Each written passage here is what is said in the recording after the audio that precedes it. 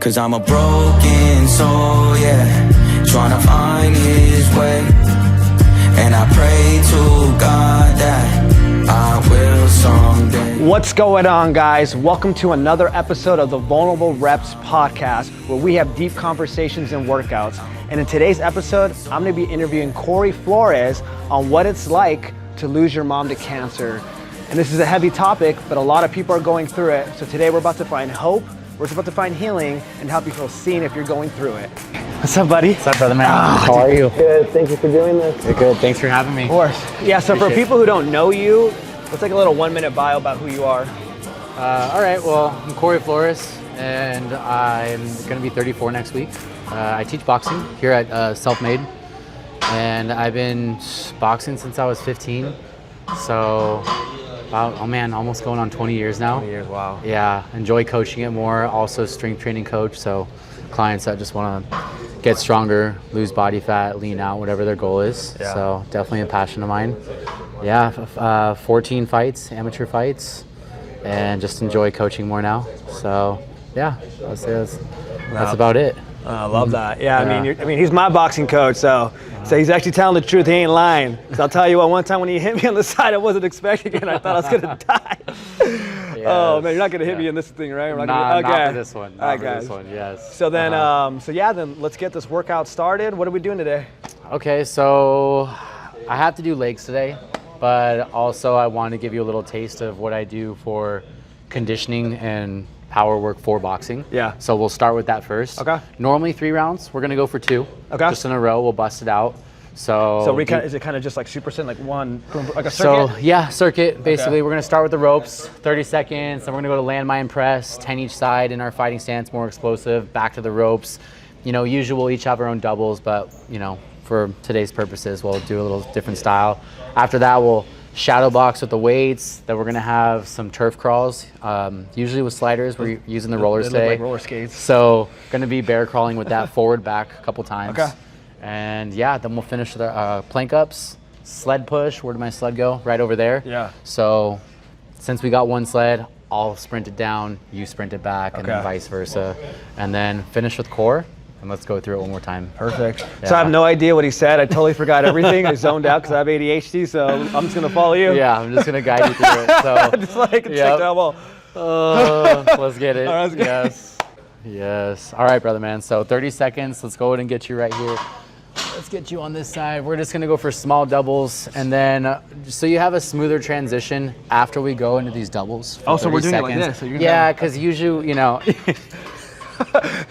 Yes. All right, brother man. So 30 seconds, and let's go. Easy warm up right here. Like this. Yep. Small, fast doubles. Good.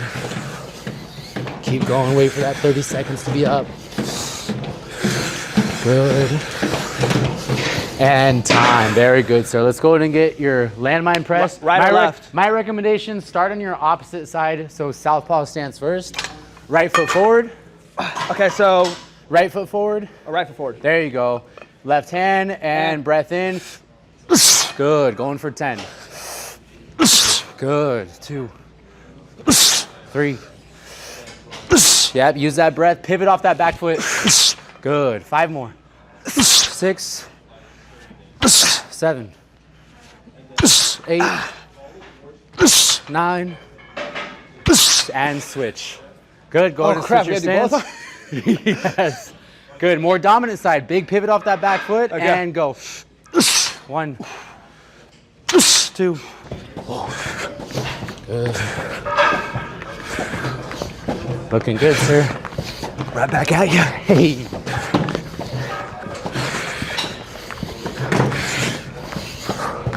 And time. Very good, sir. You'll start with the 2-pounders this round. Shadow box. 30 seconds. Freestyle. So just like moving forward, like. That's it. Snap. Okay. Mix it up. You can move around, pivot. Move your head. Don't be a headhunter. Attack that body too.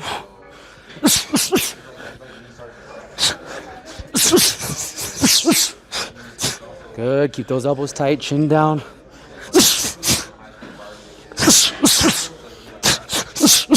And time.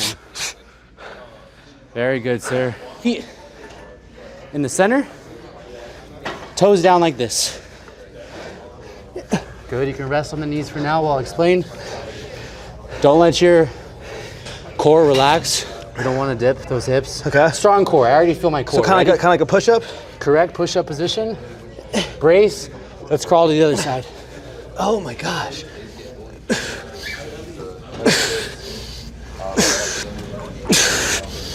Good, now reverse. Wait, what? Yeah, you got this. Play that song Juvenile, back it up right now for a second. I don't want to run over your fingers. Oh, no, you're good, you're good. There you go. Come on, big pushes with those hands. Good news, we only got one more. One more what? Of these. We got 2. Oh, you gotta go again? Yeah, 2 of them. And go. Like Nike says, Just do it. Or just do me. Good. There you go. Come on, big push, quick.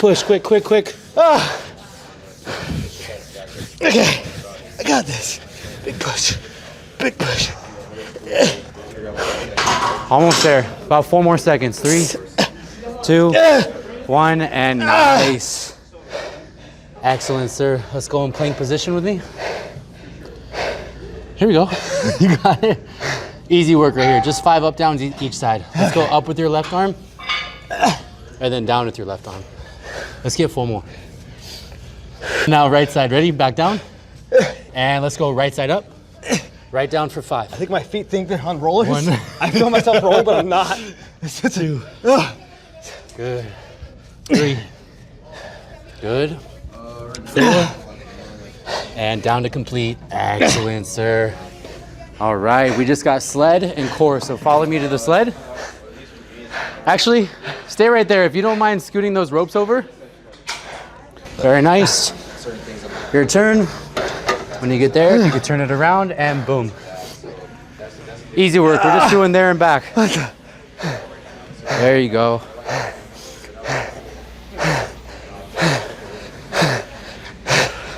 Come on, you got it. And turn. Very nice, this is my last one. I have one recommendation for you. Breathe. There you go. He moves so fast. That gives you less rest. Last one, brother. Okay. After this, core, and then just one more round. One more round of what? All this? Yeah, we're doing 2 rounds. Don't act like I didn't tell you. 10 reps, rocking boat. Intermediate, my hands are to the side. How low can you get your heels to the ground? Advanced, hands up above the head. That's it. That's it. Okay. So, I'm just rocking. Yep. Rock forward, walk back. Good. 2. There we go. 3. Hands up. 4. There you go. 5. Good. 6. 7. 8. Straighten out those arms. You got it. 9. And 10. Nice job, amigo. Let's get our last round. Oh yeah. There you go, last one, you got this. All right, sir, back to the ropes for the smalls. I'm not looking forward to that one. To which one? The rollers. All right, brother. Stay strong, just one more round. 30 seconds on the clock. 3, 2, and let's have fun. So we're doing this, right? Yep, small doubles. Good. 7, 8, 9, and 10.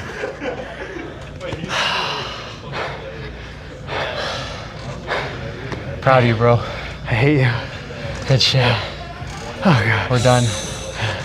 Water, oxygen, and some deep talks. Yeah. Easy part. The easy part. Seriously, good work.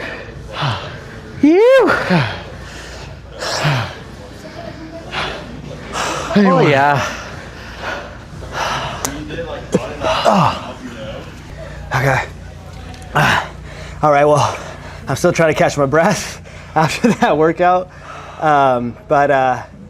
So yeah, right here, what I kind of want to share with the people is like, how would you describe your mom, and what was your guys' relationship like? Okay, how I describe my mom, man. Well, so my mom was a beautiful soul, and I'll explain more, but long story short, if I were to say or sum it up, I got so blessed to have a mom that just wanted to be a mom. What do you mean by that? Like, that was just what fulfilled her. It was like a dream come true for her, and she lived it till every moment, and she did it so well. Like, I would say perfect. And even her job, she would run a daycare at home. So I was fortunate enough to have a mom at home, not have anyone else raise me. And, you know, growing up with, she would just handle it, like mob 7-8 kids to the beach in her van. And, you know, I go out in public and I see 2 parents struggling to manage one, and she just like handled it like a champ so naturally.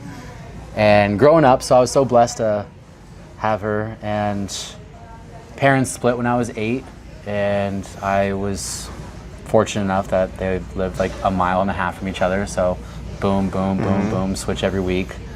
And yeah, she was just full of love, loved her kids, and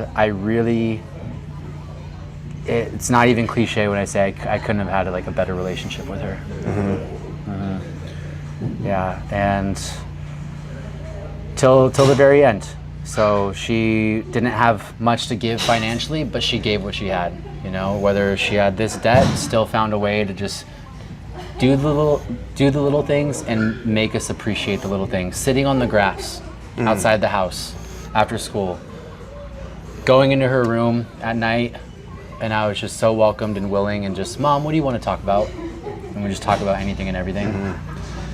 And even when I was older, in my 20s, when she moved out to Murrieta, and still found a way just to spoil us with love and just little things. Going to Red Robin was like... That's your spot? Our spot. Nice. Yeah. BJ's Pizza and mainly Red Robin. Yeah, got us hooked on the garlic fries and ranch. What was like, what were like some like morals or like values that she kind of maybe taught you, or maybe you kind of just learned from her by the way she was? Compassion for others, being a really good listener and communicator, and understanding that you will only have this, you know, whatever you look like will come and go, but you're just like who you are and your character will last forever, and what you want to be remembered by.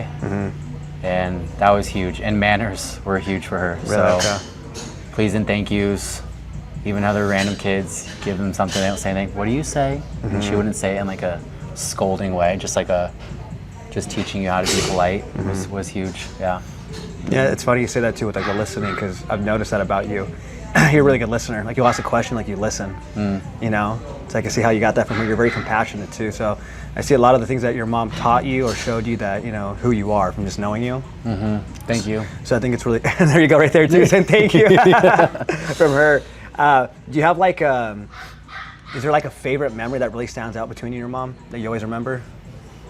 Not necessarily like a favorite one, just her being present all the time. Whatever it was we were doing, watching a movie at the beach, talking, jacuzzi, playing cards. Yeah. Really got a love for playing cards from my mom. The love for disco and 80s music. Oh, really? Okay. Yeah. That's cool. So, what was like one of her favorite artists? Madonna. Madonna? Yeah. Madonna for days. Yeah. So Madonna, Michael Jackson, Blondie, a lot of the Gap Band, Earth, Wind, and Fire. Yeah. Rick James. All that so stuff. all the goods, even the one-hit wonders. Yeah. So yeah. So that definitely lives on. I love that. Yeah. And so what I hear is your mom was like your best friend. You know what I mean? She was there with you, present with you, doing things with you. Especially like you said, it's not like she's rich, but she found a way to still make your life feel rich. Exactly. And that's a beautiful thing, I think, to have in a parent figure. It's cool that you got to experience that type of love from a mom and stuff like that. No, I think that's beautiful. And so your mom's compassionate, she's caring, she's genuine, she's authentic, selfless. Yeah, and she would keep it real. She ever felt disrespected or this, she could be blunt about it too, and it would hurt to the core. You would know it's true because she's not a bullshitter, so she's pretty straight to the point. Was there ever things that she had to call you out on? Maybe when you're older, you're able to receive it more. That you feel like, wow. That was another specialty of hers. Is I would be sharing something that I'm struggling with, and she wouldn't just take my side because I'm her son. There'd be some characteristics of, back in the day being more like player, and she'd be like, oh, you're just like so-and-so, or I've seen where you've learned this behavior or this, and well, can't you see how that would make them feel? So, and I think that was always welcoming to my love, who I'm with, and my best friends, and just keeping it real. Yeah. Being neutral. Yeah. And for you, is there like, what was like one hard lesson that your mom taught you that maybe you didn't really take it in right away, but now you're like, man, I'm really grateful she taught me that or told me that? That's an interesting one. There are some things I remember when going through the divorce and stuff. She was like, didn't want to slander or badmouth my dad, her ex, and she was just like, you'll get it one day when you're older. And I think there was a beautiful lesson to learn out of that. Give me my own opinion, and you see some divorces happen nowadays, and just this spouse talks to their kids bad about theirs, and then kind of manipulating the kid almost. And I never got that. And so there was something beautiful behind that. Yeah, because what you see happen is, whether it's true or not, what they're telling the kid, it still changes the perception now the kid has of that parent. And sometimes it's a false perception they're giving them, but the kid grows up to believe it to be true, and then grows up with that belief of that parent. Exactly. And then you find out, like, hey, that was actually never real. It's actually the opposite. So I think it's so careful to protect that, especially if the parent at least is good to the kid. Maybe not good to the partner, but if they're good to the kid, then to protect that. Yeah, and she was never like really used the word karma, but she was a big like, what goes around comes around. She would say that a lot. Yeah. And basically treat others how you want to be treated, or the truth will come out eventually. Yeah. So do your best. No, I love that. Well, so far now we get to know your mom, we get to know the relationship between you two. Now before we get into the heavy part, let's get back to the workout. Okay. And then we'll get on with phase 2. All right. Weightlifting we go. Thank God. He was going to say, hey, all right, we're about to do that same thing, but with more stuff. We're going to do 3 rounds. No. I'd have been like, episode is done. Okay. But before I used to squat like 450. Okay. Yeah, I have strong legs. Yeah, 450, huh? Yeah. Okay, so just might as well compete with DC. I really do. I have videos. You can look at my Instagram. I mean, that's serious. 450? Yeah. Holy shit. Yeah. I used to be a power lifter. I was into that back in the day. Okay. I still can't tell. I was 21 years old, deadlifting 505. Yeah. That's actually not lying either. Yeah, okay, damn, that's crazy. All right, sir. So we're going for 3 sets of 8 on your split squats. So you're going to be right next to me. If you feel weaker on one leg, start with that leg on the ground. The weak leg? Yeah, if you feel weaker on one leg, start with that leg on the ground. So I'm weaker on my left. So the left goes back first, right? foot like this. There you go. Step out more forward, and you can step closer to me. Yeah. There you go. All right, sir. Let's go ahead and you keep that foot flat on the ground. You're gonna go down, hit this 90-degree angle on the knee, and then press. Every time you stand up, push your full foot into the ground, not just your toe, not just your heel. You're going for 8, 2.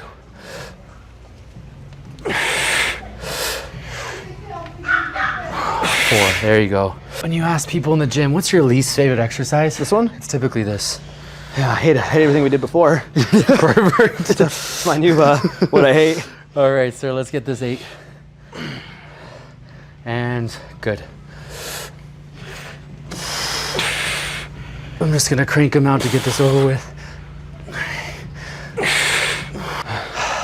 How'd that weight feel? It's perfect. Perfect? Yeah. You're perfect. Yeah. You think I'm perfect? I do. We'll start off the video like that with the hook. Perfect. All right, sir. My clients call this the Vanna White, like, you know, in Wheel of Fortune when she does this. Like, I'll do this when it's time to stop talking and we gotta go. Just letting you know. I don't know what he said. It's about the white van. The van's white. Vanna White from Wheel of Fortune. What's that? Like the Like person's she's name? there's a game show host and then she's like the assistant. That's her name? Her name's Vanna White. Oh, yeah. Vanna White. Oh, Yeah. okay, it's a person's name. Yeah. So you're just like, that's like a term But for like a person who's my like a clients host. call it that when I'm like, when my rest timer's going up and Yeah. I'm like, here we go.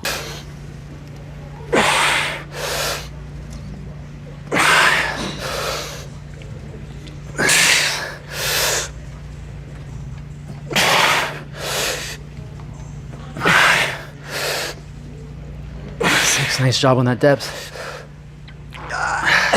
Last one.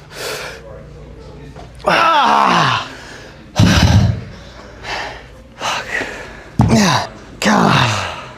Crazy. Uno más. One more? Yeah, 3 sets. And then we'll hip thrust. I need my emotional support, man.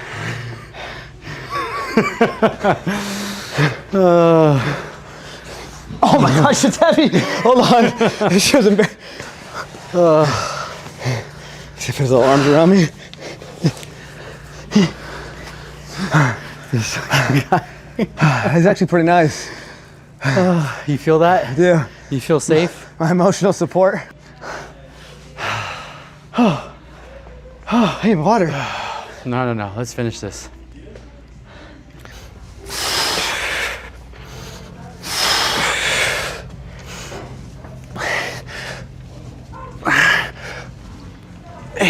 Nice job, sir. You go, Glen Coco. All right, so in the beginning we talked about your relationship with you and your mom, how she was like, right? Loving, caring, compassion, amazing, right? Sounds like you guys had a really beautiful relationship, right? That most people don't always have that, you know? And I think that's what makes what we're about to talk about maybe a lot more emotionally and painful to go through. One thing is when you don't know them, you're not close to them, but when you are close to somebody and you do have a good connection, then what we're about to talk about could be very painful. So kind of run us through that day when you found out your mom was diagnosed with cancer. Okay, well, let's see. Trying to do the math now. So I guess I was 22 when she was diagnosed. Skin cancer, melanoma. My mom's super redhead, freckle field. A missed diagnosis on a dermatologist doing the skin check that she rightfully should do, being on top of it. Doctor says this one specific spot, not cancerous. He was wrong. So that How'd they find out he was wrong? I guess going in through another checkup and then, oh shit, it's too late. And that actually was cancer. And you hear that C word, you're 22 years old, you haven't seen anyone really close to you go through it or hear about it, so it's foreign, it's a scary word. But I did understand stages of cancer. I just knew growing up, stage 1 is okay, beatable. Stage 2, yeah, it's gonna take some treatment, but you can survive. Stage 3, a little iffy, you know, higher chances of it, you know, you could pass from it, but still curable. And then you hear stage 4 and you're like, then there's a timeline of you dying. Stage 5 is like I'm pretty sure it goes to stage 5 if I remember correctly, but the end is near. My mom was stage 4. So that was like a heart sinking, your soul drops kind of moment. And your questions that are going through your head is, how long do you have to live? What did the doctor say? What did this? And was she the one that told you, like, hey Corey, I gotta tell you something? Was it like that? And then yeah, at stage 4. She told me and my sister. It was like a we need to talk kind of moment. And my little sister was so young. We're 12 years apart, so she's 10. actually can't remember if she was like necessarily there for that conversation. But I know her big kids were. My older sister, she's 4.5 years younger than me. Yeah, so awful. Not the news you want to hear. And you're the oldest, right, kid? I'm the middle. So middle. my oldest sister and younger sister. Okay. 12 years younger. My older sister is like 4.5 years older. Older than you. Okay, so you're middle. Yeah. So, yeah. Got that news, and you have all the questions and what ifs, and then you learn when someone has cancer, it's a good old waiting game. When I say good old, sarcastically, obviously, you want this now. Well, let's just do another test and wait, and then okay, well, how'd the test go? Well, we gotta wait a week till we get it. Okay, what'd that one do? Well, they gotta do another, and it's just like What does that feel like? frustrating, I guess. I guess that's the best word. Just the anxiousness that you feel, the anxiety, all of it. Just, I want answers. Then I think us men are problem solvers. What can we do to beat it? Yeah. Started looking up for success with CBD and full alkaline diet. Cancer feeds off sugar. Even juicing cannabis leaves. Powerful healing with that stuff. Before I started all that, it was too late. But yeah, so I guess that goes back just on the whole diagnosis aspect of it all. Yeah. So you hear this diagnosis from your mom. It's stage 4, which, like you said, right? It's when you hear that, right? Stage 4, like we hear it's like you said, like oh crap. And now you're kind of playing this waiting game, which is something probably you have no control of, and all you can do is wait. And I can only imagine probably. I mean, I understand because my mom's had cancer, right? It's like that. It's just weird. It's weird. You know what I mean, it's almost like you want to be hopeful, but then it's like a weird thing of like maybe we will. Maybe you hear all these stories, but then when you don't get the good news, it's kind of like I don't know. It's just a weird place to Exactly. exist in. You want to be hopeful, but you want to be realistic. Yeah. And you're just battling that of keep your faith strong, keep your hopes up, but you might get your hopes down. And did you feel kind of like how was it for you to try to like? Because were you in school at this point? Yeah. College? Let's see. No, I finished by then. Yeah, I was working full time at UFC gym at the time. Okay, so you're working at UFC gym as a what, trainer? Trainer, boxing coach, classes. What I do now, just not corporate. How was that trying to like just go back to reality as if nothing's happening and still do your job and still care about other people's what they're going through, helping people and other people's little thing? Like how was that? You're being paid to be the motivating, happy, super energetic guy, and you're doing your best to not bring your shit to work. And at the time, I was numbing everything with the diagnosis. I was stoned every day. Because how long she had the diagnosis from the day she did it before obviously she passed? Is like how long was it? So 2.5 to 3 years. So like at two and a half years or 2 years, like we got notice of her being in remission, and I didn't feel any joy, weirdly enough, because I think I was using like more of a realistic approach of just, well, it's gonna come back, just knowing that it typically does, and I was right. I don't think the remission lasted longer than 3 to 6 weeks. Then all right, cancer's back, and there's not that much time. So she had it for about what, 2.5 years before? Yeah. So in those 2.5 years that she had it, like how did you navigate that? How did you cope with that? How did you like what did life look like for you during that time where she was still here but she had it? As I kind of mentioned before, like I was big stoner at the time, so that was probably like the least intense numbing I was using. Total rock star life, sex, drugs, rock and roll, but really, I was in a very toxic situationship with an older woman, and it was like the type of person that would never ask, "How are you doing?" And that's exactly what I needed at that time. And so, like I said, I was smoking every day, getting into cocaine, drinking excessively, on top of just like, being shortly after turning 21, but next level, pretty much a functioning addict, so to speak. And did your mom know you were coping with that? She knew I was smoking weed, and she hated it. Come in the house smelling, just like give me that disappointed look. She'd even say things like, it just feels like you're physically here, but you're not here. And I always remember that kind of stuck with me, and I agreed with her. So I was not doing well during her battle. And then you're just watching literally life of a soul and human being, their skin color, their hair, their weight, all of it just deteriorating, all just going away. And it's just like, you have this battle, like, should I move out to Marietta where she lives, or do I stay in Orange and handle my business and make a living, or do I drop everything and go take care of her? So then it was on my little sister. She's 10, 11, 12, making my mom's food, taking care of her. And that's a whole other story, but yeah, so that was the situation. And me and my older sister took the good old 91 freeway many, many times there and back, just to try to balance life and your mom dying. Yeah. And what was it like, obviously when she passed, was it kind of like, were you guys already at the hospital like days before, like you already knew it was coming, getting her ready, you guys are kind of going to the hospital, like you guys know like it's going to be any day now? She was in and out of the hospital, mainly in for a long time, and then insurance transferred to a cheaper one in Hemet, and then one closer to home, and then she just like, I want to pass at home. And I remember receiving the call from my cousin, we call him Uncle Matt.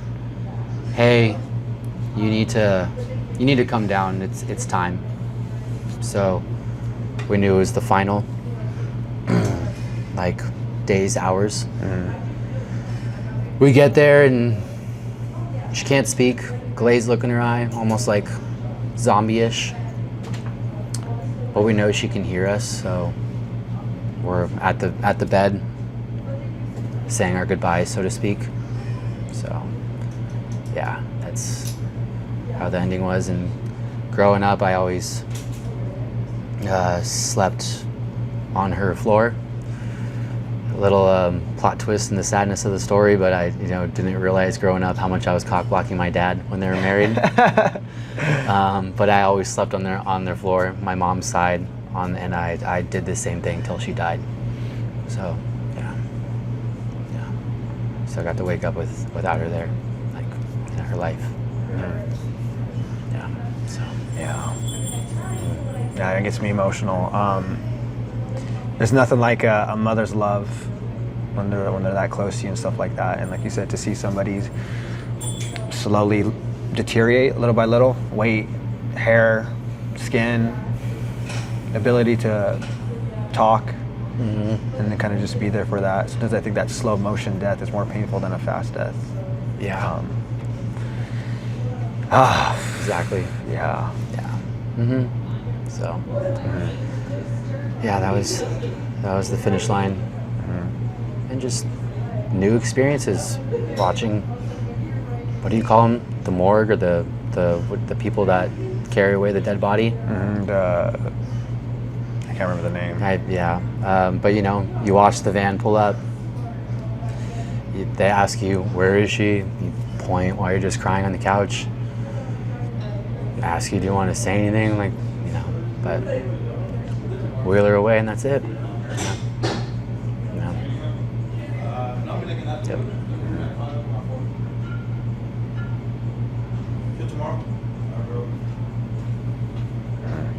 Well, I just want to know, I know you believe in heaven, and I know your mom's watching over you every day.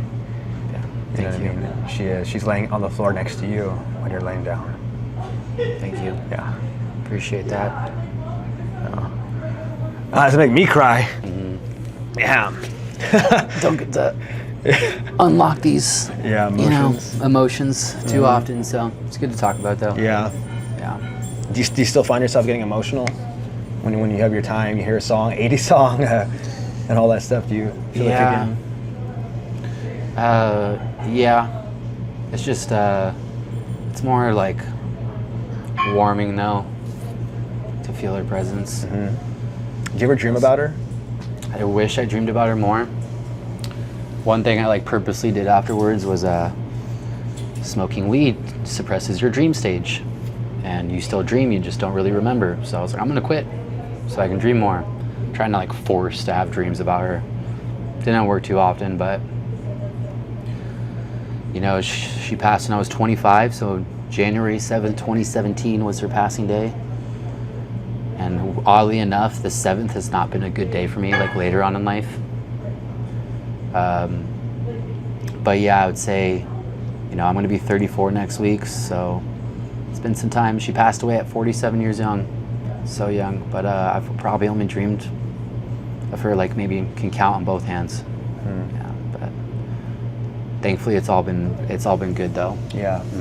Yeah, like she's happy and healthy in my dreams. That's good. Versus like the end. Yeah. So at least there's that. Well, hey, I appreciate you taking the conversation this far. Yeah, thank you. Yeah. And anyone could bring it out of me. yeah, that's me. I appreciate you. Thanks for not charging me. Oh no, I'm charging you. Don't worry about that. We get invoiced. But yeah, let's get to this final part of the workout, and then we'll focus on how you navigated it after that, moving forward. You know what I mean? Okay. Yeah. And we'll go from there. Sounds good. Yeah. All right. Thank you. Yeah. Whew. Oh.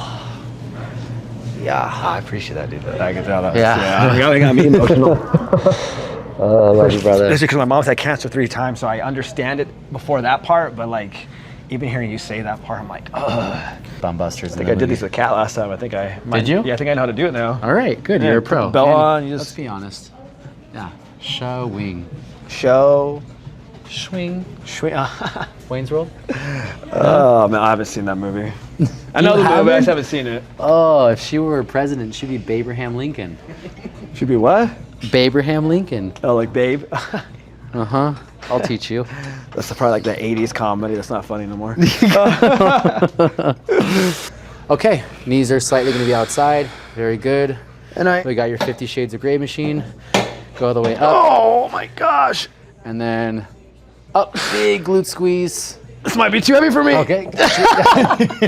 good.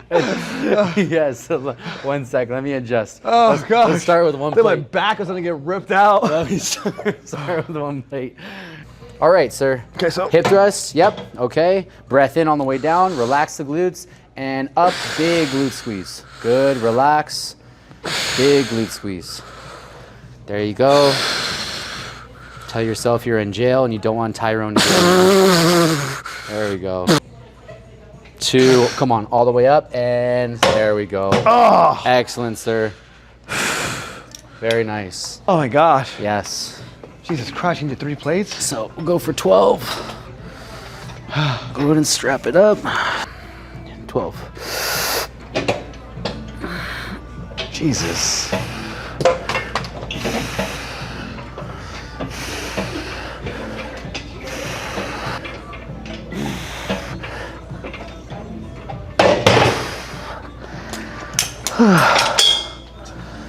Jesus Christ. Very good.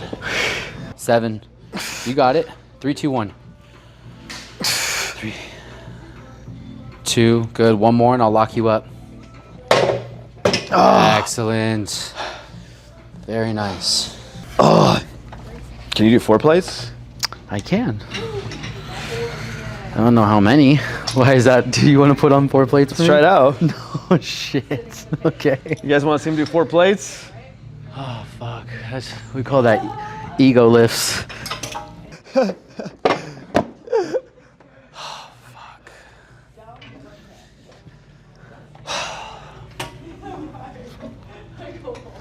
Yeah, I don't know about 10, but we'll see. Little Creed in the background. That'll help. Yeah. All right, fuck. Here we go.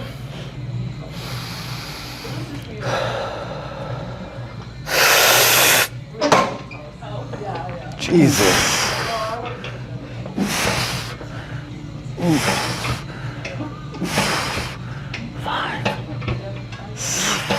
Yeah, 4 more. 8. Jesus Christ.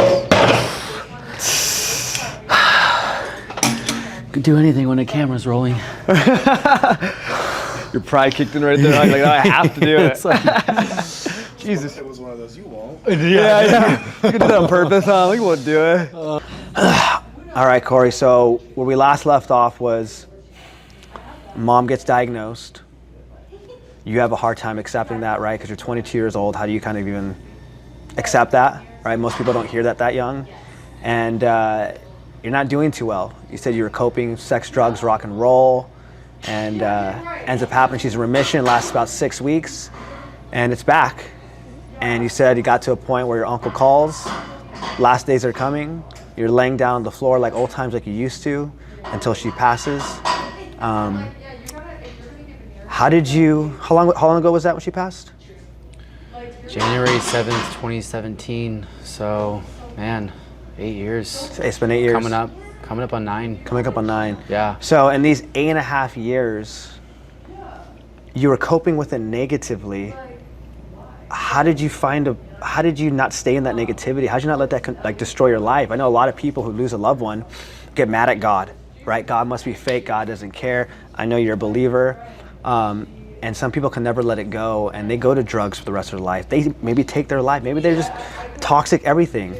How did you not let that consume you? How did you cope with it after? So my older sister and I handled it differently. I was more at peace, able to sleep better, abusing drugs less, getting more out of the toxic situationship, where she was opposite. She was anxious, not able to sleep. So it was interesting to see how someone going through the same experience still dealt with it differently. Like you mentioned, I got out of it in a more positive way. I was more at peace, but as you mentioned, God, man, faith is strong, diving deeper in church, going to Mariners Church in Irvine, and it was just so good for me getting involved in this group with Rooted. What made you kind of go the God route after that? I don't know. I can't really say. I just felt drawn to it, and I was, as you mentioned, people can get angry with God, and I was. But then, I don't know. I just started looking at how the glass is half full. I'm so thankful and it's just so gracious that I got to have the relationship with the mom that I had on this earth. Versus I hear some people that never knew their mom, or they hate their mom, or their mom never says I love you, and I never had any of those bad experiences. And I started to be thankful that I had 25 years of that. And real quick, do you think they're talking too loud back there? I don't think so. You don't think so? No. Okay. She's not very tolerant. So I want to make sure the audio. So go back to your saying, I'm thankful I had my mom. Start from there. Yeah, I'm started to look at the glass as half full. Not everyone gets to have 25 years with their mom, with the relationship that they have with their mom. So, it really was just perfect. And I know no one's perfect, but she was perfect to me. And I was just very blessed and thankful for that. And diving deeper in my faith, church, God, all big positives. And how did that help? How did going to church, seeking God, the Bible, how did that specifically help you through that? What was it doing for you? What was it something you read, a feeling, the idea of heaven? What kind of helped? Knowing my mom no longer in pain, trusting God's plan. I know it sounds so cliche. Practicing gratitude, as I mentioned before. It wasn't like this big, oh my gosh, there was one moment. It was a cumulative. And my mom was so big on the color purple and green and Madonna and the number 14. Yeah. There were all these just signs that she just kept saying, hello, I'm with you, I love you. I got this purple band that my buddy Nico made for us in loving memory of Darla. And I would go to Palm Springs, check into our room. No one's been in the room, and the radio's on and Madonna's playing. Come on. Wow. Yeah. The craziest moment was with my buddy driving down Newport Coast Drive, hitting PCH, and this homeless guy is there, and he's asking for money, and I'd roll down the window, give him $1, and you're not gonna believe me, and no one would believe me if my buddy wasn't there. Homeless guy walks up instantly, oh, thanks, man, 14, beautiful number, huh?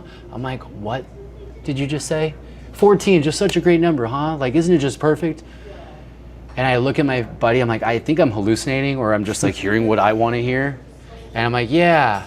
I'm looking at him very strange. Yeah. Have a good one. Drive off. I'm like, and he confirmed everything. Yeah, that was so effing weird. And just God channeling through this man, my mom, say hello, I'm here. And that was the craziest moment. But there's been so many, plenty like that. You just got to be open to the signs. Everyone is experiencing that with some loved one, whether they're just aware or not. And I love that you said that, right? Like being open to it. Like the beauty that if you're open to it, God can give you signs. And like you said, right? Something that just sounds crazy, like you probably wouldn't believe me, but it happened. They're a homeless person asking for money out of nowhere, and the comfort that can bring for us, you know? Huge. It's huge. It's an emotional comfort that they are there, that they are in heaven, that there is afterlife, which sounds like it's bringing you peace. These little like moments to help you, because God loves you so much that he created this thing for you to experience, to let you know like your mom's okay and she's there. Exactly. Yep. So you start diving into church, you're having these God shots, that's what we call them in recovery, God shots, these moments, right? God showing some love, little experiences, whether it's music, a number, a thing. And so you're diving into church, and what else did that look like? Like was there, did you talk about it more to kind of process it? Do you ever find yourself like, when you see somebody else going through it, do you find yourself gravitate towards that person to listen, to care, to comfort them because you understand that pain? Do you like what else do you kind of do that helps you navigate that? I will admit it was hard at first. I'm an extremely patient person. I would say if I had a superpower, that would be one of them. And that left me a lot of it after she passed. It was very hard for me to listen to people's first world problems. And I have a piece of me that's gone, very big. That's what I felt. And, you know, that took some time to get back to positive patient Corey McGee. And sorry, what was your question though exactly? Of just like other ways that kind of helped you cope. You said, you know, you had God and Jesus, and I asked. Just a great circle of friends. Family was huge. Specifically, an uncle on my Mormon side. I got like the Mormon family, the Mexican family. Yeah. Uncle Doug, huge. Uncle Matt. People still checking in to say hello, even the aunts and uncles. But my Mexican side, they were the ones that actually showed up more as my mom passed. You know, even though my parents already divorced, they still showed up over 10 years later to say goodbye to her, versus some of her own family members that she was blood with or the same side with. So just a close circle of good people really helped. Yeah, whether diving deep with faith or just family and friends. So yeah. I love that. I think community is so important. I believe that there's some things in life that are too hard to go through alone. And so God gives us people to be able to walk through it, you know, because it's not easy, right? You have to accept the fact that this person that you loved is gone, and there is no coming back from that here on earth. And like, how do you live with that? You know, it doesn't go away, the pain, right? The memories. And I think sometimes the idea of like, do you ever get moments where you're like, she's not going to be at my wedding. She's not going to see her grandkids. And totally. Yeah, all of it. Yeah, the last time I got to walk with my mom was for my sister's wedding, so I'm glad she was there for that. That was a big moment, a lot of teary eyes in that audience at this wedding, for her to stand up from her wheelchair, and that it just proved how strong of a woman she was and how much she really was fighting. But I do think of that for sure, and I think, you know, that's going to be the hardest for anyone that loses a loved one, is the first of everything, the first Christmas, the first birthday, the first whatever, you know, the first summer. Just everything. The first New Year's, just their birthday, their Mother's Day is a big challenge. And I still was not doing well. I know we're talking more about the positives after. On those days, like there's a few Christmases on my mom's side where I just would rather just drink and be alone in my room than be out there with my family, because I just really felt her presence not there. No, and I love that, because I think that's the reality, right? People got to understand. It's not like the first, you cope so easy the first year right away. Because I go to church and all that. It's like you said, right? It's a process. It takes as long as it needs to. You know what I mean? I think that's the reality of it, right? It's ups and downs is healing, going through it. We're human beings, and it's not that easy. And I love that you said that, so people don't think like, well, then I'm not doing it right because Corey got through it so easily. And so I love that you said like, no, it's it's still tough. It goes in waves, for sure. I love that. And so what I'm hearing is your faith, your community. It sounds like, was fitness always a big thing too for you? Like, Huge. So working out, fitness, eating right. Huge. Nature, so healing. Get out in it. I swear, our body, our mind is not meant to be around the city life all the time.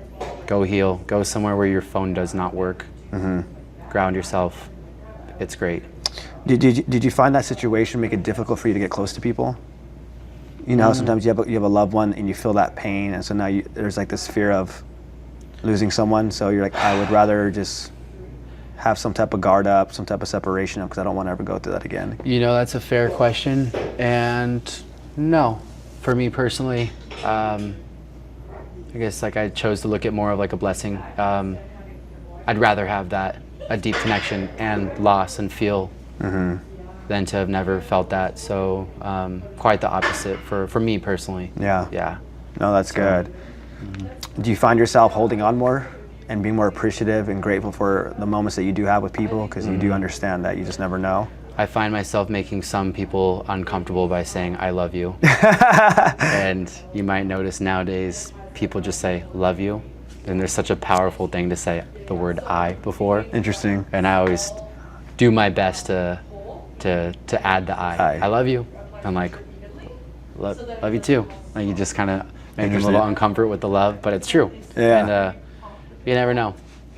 My mom died slowly, and some people will lose it instantly. So I'm not saying one's better than the other, but you never know. When's going to be the last time you say the last I love you? Right. Hello, goodbye. Yeah, that's real. Yeah. Well, yeah, man. I mean, I appreciate you, coming out here today, and I appreciate you being vulnerable and sharing this stuff. I know it wasn't easy. So I'm grateful that you're able to go on camera and talk about this, because I know there's a lot of people that will be watching this that maybe they currently have cancer and they're hearing it on the loved one side. Maybe their loved one has it. You know what I mean? And sometimes when you're in it, it seems like there's no way out of it, right? When you're in the darkness, it doesn't feel like there's ever light. So I appreciate you being able to be vulnerable and sharing how important community and faith is to navigate it, and that you can get through it, right? You don't get over it, but you get through it.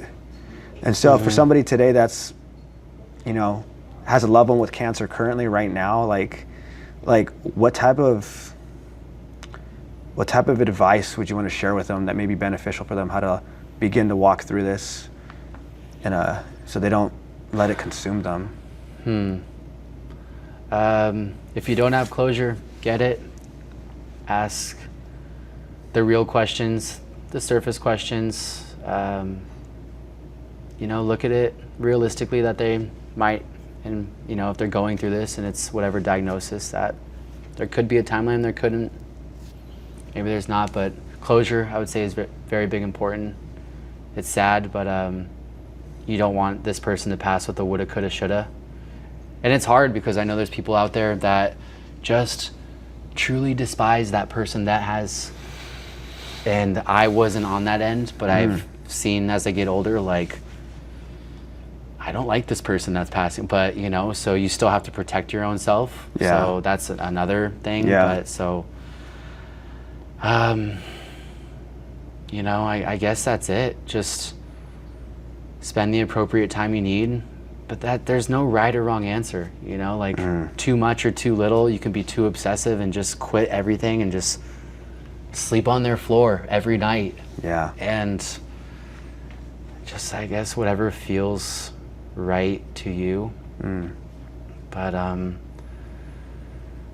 yeah, that's a tough one. But I feel sorry for anyone going through it, and you know, just get whatever off your chest that you need to before that time comes. I love that. I think you said it best, right? It's do whatever you feel like you need to do. There is no wrong way. Just do what you feel like you need to in that moment.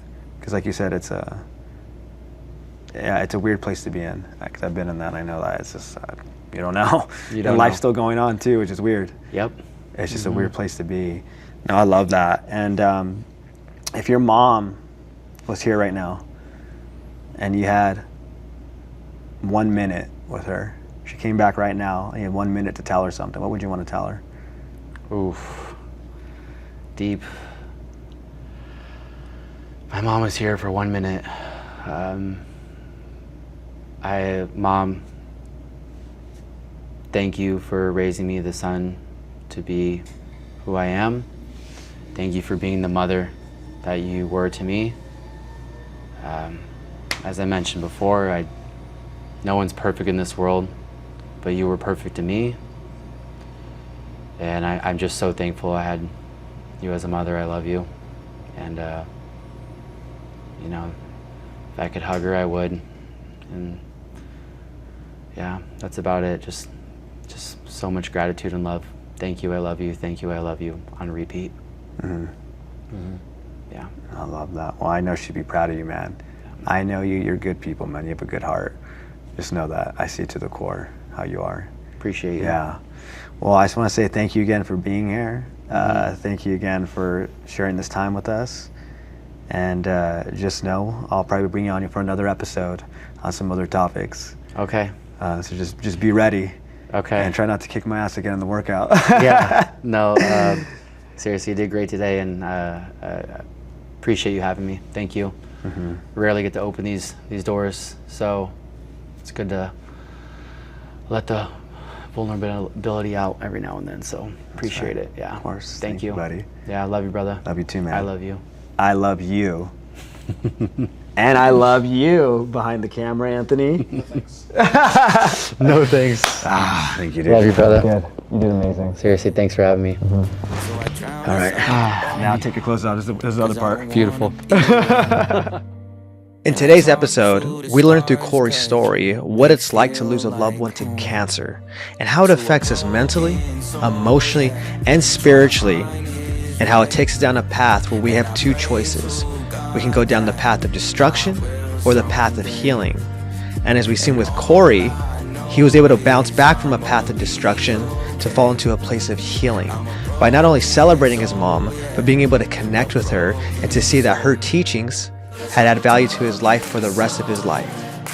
And so if you're somebody who's lost a loved one with cancer, who knows someone with cancer, I hope that you can find hope for your path to know that you're not alone and that there is a way for you to heal by just celebrating them and loving them and knowing that they will always be with you.